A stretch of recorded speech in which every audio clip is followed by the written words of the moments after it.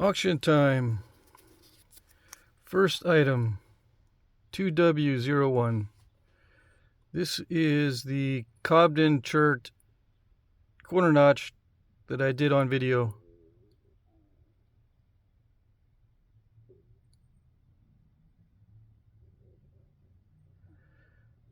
Alrighty. No serrations on here, just a little bitty incidental, little bit of what might look like serrations, but they're not done on purpose. Alright, so let's see.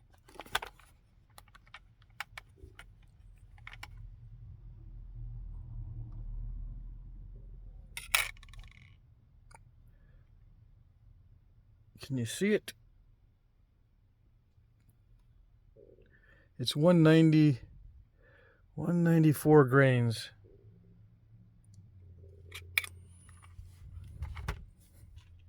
Almost 200 grains.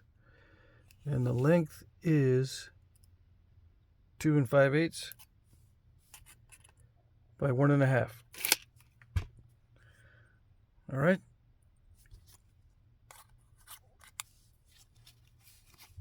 Next item, 2W02.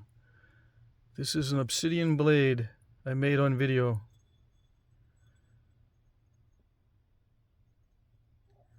This obsidian is very high quality, but if you're not used to it and some of its inconsistencies, like I was experiencing some inconsistency up here, it can be very difficult to knap, even though it is extremely high quality. All right, so this one is, let's see,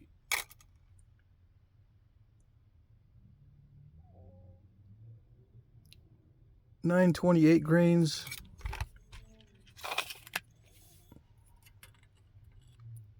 Almost 5 inches by 2 5/16.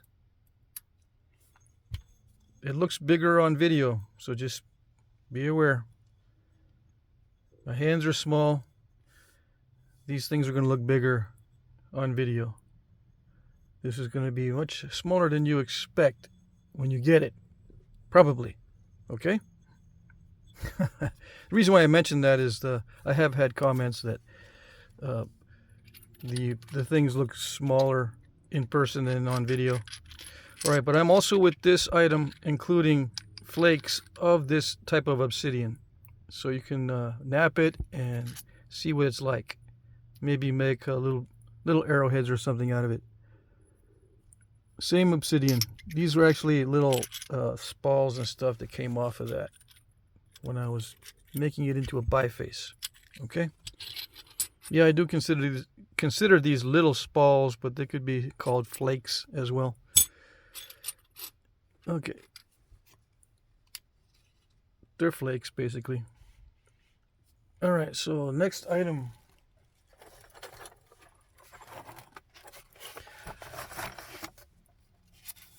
Box of heat treat, 2W03. A box of tested heat treat. I just tested it this morning, which is making me run a little late. But I don't want to send these out without testing them. Now, these all have been heated to 450 degrees Fahrenheit. All right, 450 degrees Fahrenheit. Various cherts. So some of them responded very intensely. Some of them just got a mild heat or a mild effect. All right, like these two pieces I'm holding right here have a mild effect at 450, but it's much easier to knap than before. This is a very tough chert to knap raw. Okay, Central Texas chert.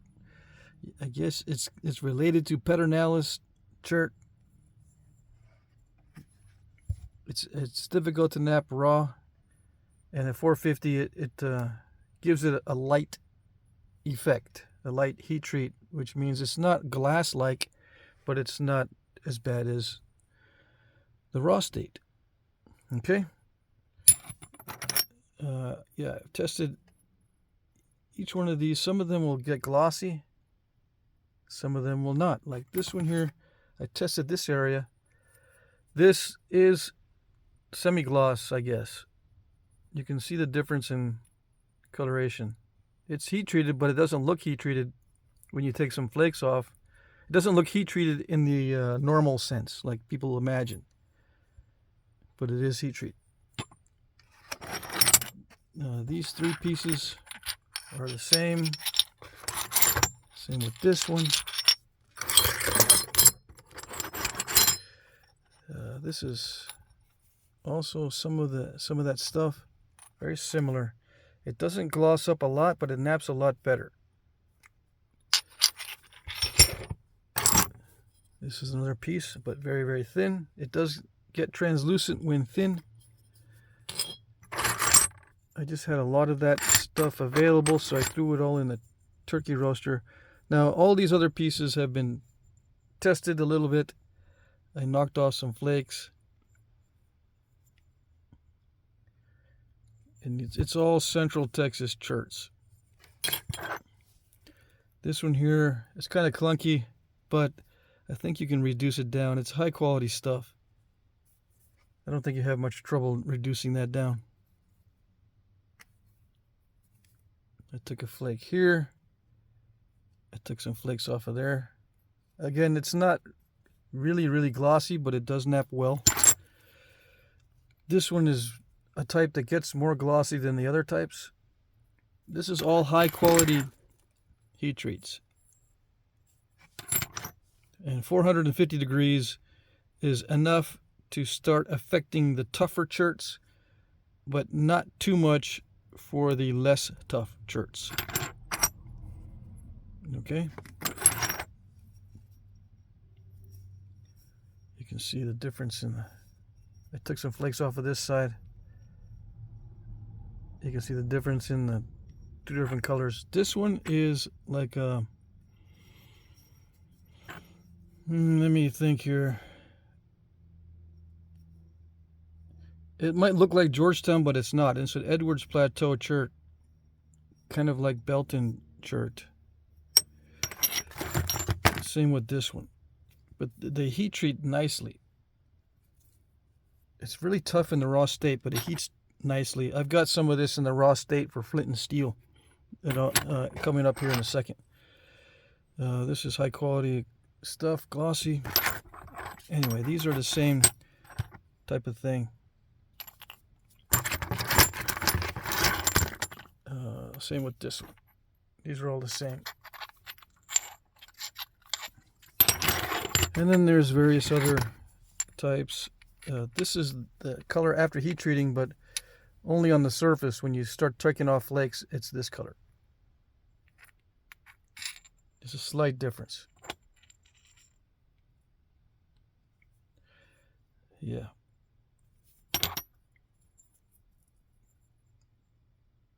You can see the glossy. I'm not sure if I struck that off this morning. Yeah, I probably did. I try to test each one of these pieces. This is this stuff here. Naps well. Okay. This is, well, might be... This is very glossy and slick. It might have different colors in it. I left it kind of thick. I was going to trim off the cortex, but I'll let you do that. I took off this flake this morning. Alright, so that's it for this box. I just wanted to go over that. I'm going to be offering more heat treats as we go along. In the last auction, I offered half a box. Half of a medium flat rate box. I'm not offering as much this auction because I ran out of time. I still have to test all the other heat treat. Okay, I'm pretty sure I can get it all in this box if I pack it in really tight. If not, I'll trim a little bit off, like trim off some of the cortex and some of the bulbs of percussion just to get them in there, or thin this down a little bit. I think I can cram all that in there.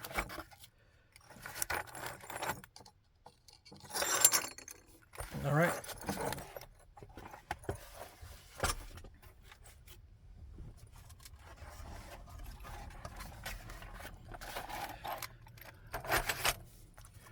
Next item, 2W04. This is a box of random shirts. Some are heated, some are not. All different kinds, and not all from Texas. Like, I think this could be a hornstone variety. Yeah, I think this is hornstone, or an amoeba shirt from Texas. I know that sounds funny, but I can't figure it out just by looking at it. I know it's high quality stuff because I had another batch of this and I just took a flake off recently from this. I was going to nap this on video, but I couldn't figure out what it was.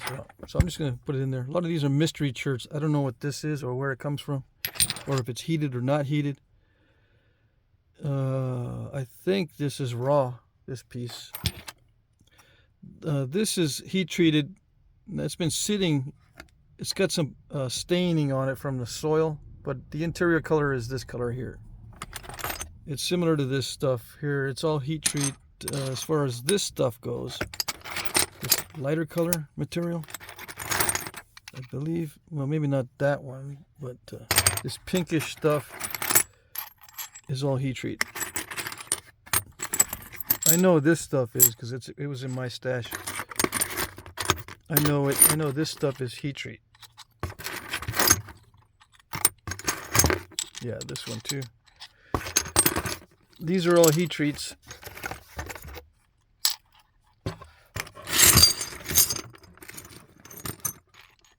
Okay, the length on these, they're all, they're going to be a little over 2 inches, most of them, but around 2 inches. This is a heat treat. This, I don't know. I think I chipped that a long time ago. This is a high quality Georgetown flake. It's got some dirt staining on it. I was going to nap this on video because I really like the color. This color here is kind of greenish. It's raw. No, it's heat treated. Never mind. I still have a lot of this stuff in the raw state, so it should work okay. This is a heat treat with a stain on it, but the original color is a lighter pinkish, whitish looking thing. This is probably raw shirt.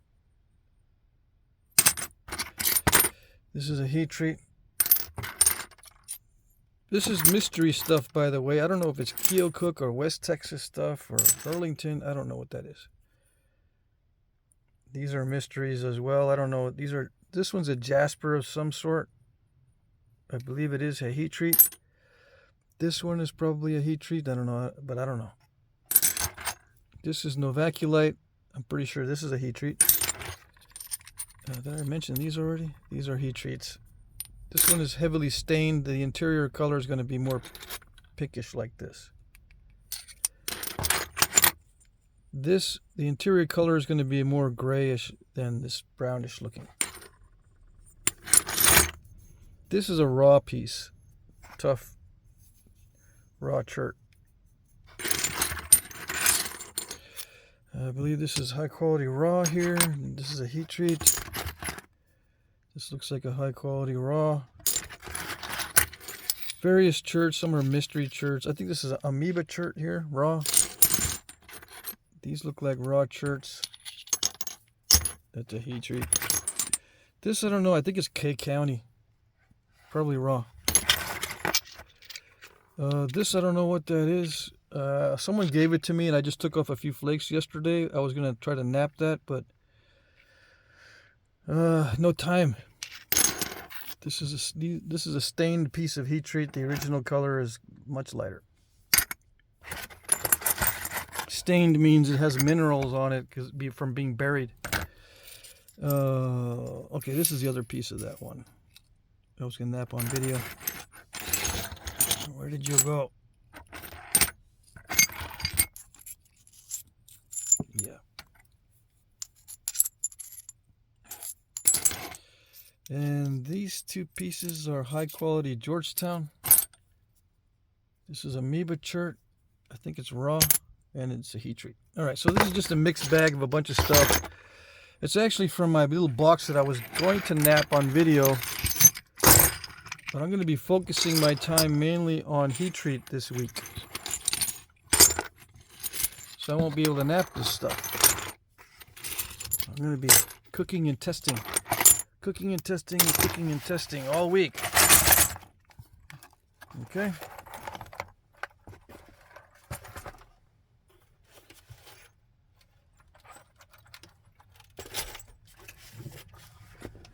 All right, next item. 2W05. This is a box of broken bifaces, or maybe just bifaces. Let me check. Yeah, just bifaces.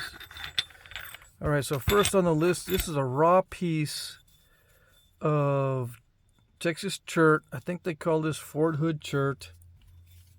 It's really, really tough. It's a 7 3/4 by 3 and a little over 3.5. Okay, extremely tough.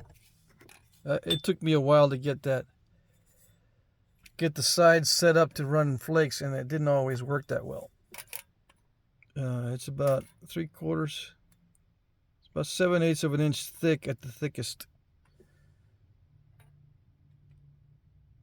But 3/4 of an inch is a good estimate. Yeah. All right, so it's a fairly large biface, but I would try heating it, right? So what I'm going to do is I'm going to include 2 flakes that came off of this biface. This was a turtleback that came off. Let's see if I can see where it originated from. I think it came off of this. No. Yeah, early in the process, there was a big turtleback on it, so I popped that off. And then this came off a little bit later. I don't know from where. Anyway, same stuff. So if you heat treat these pieces, or one of these pieces, and try napping it compared to a piece that's not napped, you can kind of get the idea of what you're in for. It's extremely tough. I've got some of this stuff in boxes that I'm offering for flint and steel. Okay, very, very tough chert. I would consider this on the low end. The low end of cherts. The concrete's not that bad, but the whole thing feels like concrete. The concrete patches aren't much different than the stone itself. So I would try heat treating it at a temperature above 400 degrees. 400 to 500 degrees. And then see how it works. It's going to get more brittle, so you may not want to heat treat it. You may want to try to tackle this raw or whatever, or just leave it.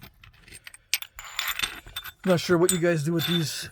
All right, so this is a partial biface. I just thinned it down from the original spall. This one, I think it's raw. I don't think it's heat treat. This one, I don't know. I can't remember. I can't remember if it's heat treat or raw. This one's 3 5/8. This one is 3 3/4. I think these are all raw. This one's on the lower end of quality. It's a little bit below average, but not low. It's a little bit below average because it's difficult to run flakes. This one's easy to run flakes on. This is a high quality raw, but there are inconsistencies. This one here is a raw piece as well. I would put this in the mid-range. 4 5/8 by 3. I would say mid-range because it's unpredictable. I managed to flatten this and thin it down, but it took a while,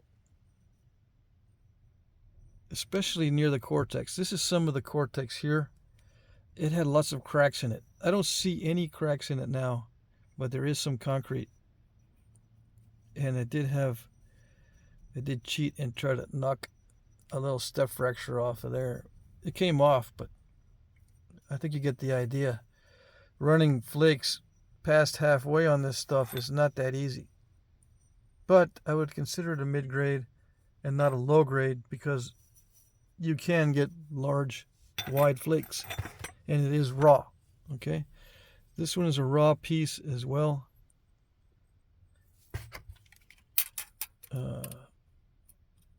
Almost 3 3/4 by 2 3/4.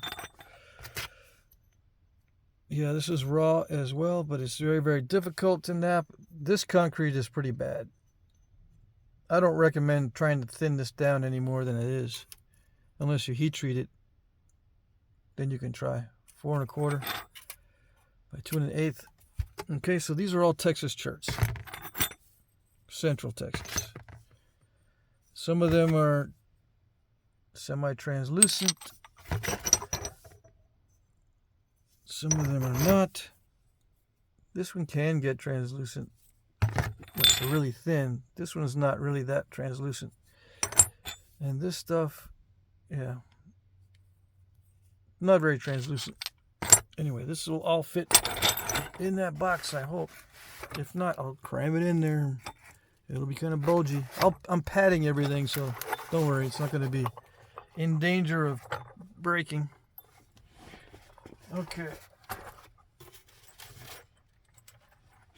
All right, I have 2 boxes here in this next coming up here, but they're the same. 2 different item numbers, but they're the same pretty much. Okay. Let's see, 2W6 and 2W7, 2 boxes of very tough chert for flint and steel. Various sizes of pieces. They range in size from smaller pieces. Let's see. Let's get out the tape measure so we can get a reference point. Some of them will be 1 inch to 1.5 inches. I'm including these little thin ones because some of you guys might want to mess around with the small flakes. 1.5 inches with your flint and steel. And these boxes both contain small and larger flakes. And I even include chunky pieces. I tried to make sure all the cortex is removed, or most of it, and that all the edges are sharp as far as I could do it. I didn't have much time. All right, so they should all have sharp edges that produce sparks around the majority of the edges. And this stuff here, it looks almost like a sandstone. It's an extremely tough quartzite-like chert. I don't know where I got it from, but I got a lot of it. Then I'm also including this darker stuff, this mid-grade stuff. It's all low-grade, very tough chert as far as Flintknapping goes. I even included a biface of this stuff in this box on 2W07. It has a biface in it. I was having trouble knapping it, so I just included it in this. Okay. These would normally go into heat treat. I don't knap this kind of stuff raw, usually.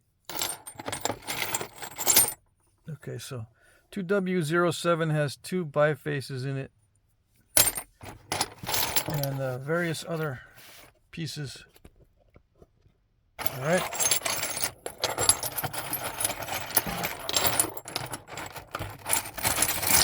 It's enough to last you quite a while. That's a piece of root beerish looking chert. All right, that's 2W07. 2W06, very similar stuff. This is kind of root beerish, lighter color chert. This one is a broken attempt at a biface. Kind of translucent. Yeah. various sizes, various types of chert. But they're all Texas cherts. This one I didn't remove cortex from this side because it's very smooth cortex. It's not powdery. And I didn't want to remove it because it would be kind of small. I think some of you guys want to be able to hold on to these and strike downward with the flint and holding the steel instead of holding the flint and hitting the steel on the flint. Right? Yeah, these are all similar, very tough cherts, very quartz-like.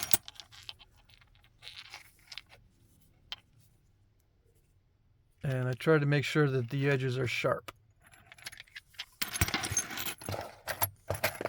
This one came out kind of blocky. All right, these are all very similar. Some are more translucent than others, but they're all extremely tough. This is the toughest chert that I have. All this stuff, except maybe this one here. This one's a little bit higher quality, but it's still got sharp edges that produce sparks. They spark well. All right. So I got all different sizes, as you can see.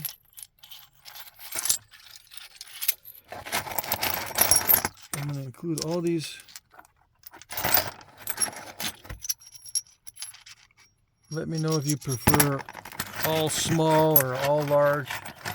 For upcoming videos, I might do like separate boxes for large flakes compared to small flakes. You know, I might do a whole box of nothing but this size, a whole one of these boxes with nothing but this size, and another box with nothing but that size. You know, that sort of thing. Or do you want them all mixed together? Just let me know. For the next auction. These are going to go out as is, okay? And again, these are pretty full. These boxes are pretty full. I'm going to cram all that flint and chert in there as best I can. All right.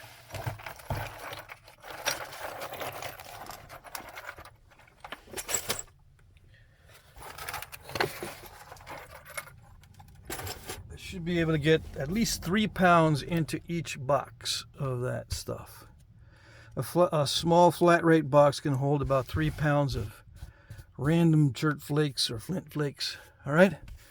So rules. Auction ends 9 p.m. Eastern, 8 Central, 7 Mountain, 6 Pacific. It ends tonight. Bid in the comments section. I will pre-populate the comments. I'll put comments in there myself. I will write these out and put a timestamp and a description of the item. So this particular auction has, 7 items? There'll be 7 comments in the comments section that I will put in there. That way you can go to each comment and look to see where your item is. You can hit the timestamp and go to where that item is in the video instead of having to watch the whole video, for example. Bid under those comments that I put in. I'm going to put in 7 comments. They'll be labeled which item numbers they are. Bid under those comments by replying to the comments. All right. Try not to bid at the last minute. That's a big issue. Just be aware that I'm using YouTube's time tracker. YouTube keeps track of the time that you comment. It'll put a little timestamp on your comment when you commented. That time can be off by up to 2 minutes. So if you're bidding in the last 2 minutes of the auction, I might not see the comment. It might post, but post with the wrong time or something like that. Just be aware. Okay? But I'm using that time tracker because everyone sees that. Now, yes, everyone sees it, but they don't all see the same times, which is also weird. Like if I see that comment you posted at 9:01, let's say, someone might see that comment posted at 9:02. Their YouTube time tracker might be different than my YouTube time tracker. So it's still not perfect. even though everyone sees it. It's still not perfect, but it's close enough. All right, and I can tell when these bids come in. I keep close track. I know who's before the other, even though the times might be wrong. I know who bids before other people bid. I keep a close eye out on these bids during the auction in the last few minutes. Okay. So just be aware that the time tracker and the timing thing at the last minute is dicey. All right. Shipping is free in the U.S. Okay. Shipping internationally is not free. If you win, I'll add $10 for first class package international. I'll add $20 for a small flat rate box, and I'll add $40 for a medium flat rate. The international rates for these boxes is much higher than this, but I'm not going to charge full price because I do give discount shipping for the U.S., right? It's free, basically. So I'm not going to charge you the full price for international shipping. That's why these prices seem a little bit too rounded off to the nearest 10, which they are. Okay? I'm giving you a discount on international shipping, even though I'm going to charge you this extra amount. I'm giving you the same discount approximately that I give the U.S. people. Okay. I will provide tracking numbers, which reminds me, I forgot to give you tracking numbers for the last auction. I'm going to post those today. I'll send them out today. I apologize for that. I totally forgot to give tracking numbers for the last auction. I will like your comment or bid if I see it. That's important. If you're bidding and you don't see me like it, or if you don't see a like on your bid, just wait a little while. Sometimes it takes me a while to get back to the auction because I'm doing other things during the day. If it's been 2 or 3 hours since you've bid and I haven't liked it, try sending me an email and say, hey, I bid, but there's no like on my comment. Did you see it? That sort of thing. If I see your bid, I will put a like on it. That's how you know. All right? Just be aware of that, please. I will announce the winners in the comment section. I have a little cut and paste response that I put in there with the winning amount. Okay, just send me your information. If you have not done business with me before and you win, I can't send you a notice that you won. You got to pay attention to the comments and see my response to you that you won. If you did win, send me your information, your name, address. If there's a difference in your YouTube name than your real name, let me know. That way I know who you are and I know who to send it to. All right? I'll start announcing the winners at 9:01 Eastern Time. I'll watch that last minute from 9 o'clock to 9:01. I'll watch it and see if any bids roll in at that time. And at 9:01, I will start posting comments or responses to comments in the comment section. So please be aware that you've got to keep track of the comment section to know if you won. Okay? All right, that's it. Rules, the better explanation of the rules or a more lengthy explanation of the rules is down in the description box. If you have questions on the auction, on this particular auction, look at the other auctions to see what's going on. And there's plenty of time for you to bid since the auction ends at 9 p.m. Eastern Time tonight. So there's several hours of watching to see how it goes. You can hopefully figure out, if you're new, how this thing goes. All right? Hope you guys had a good weekend and good luck.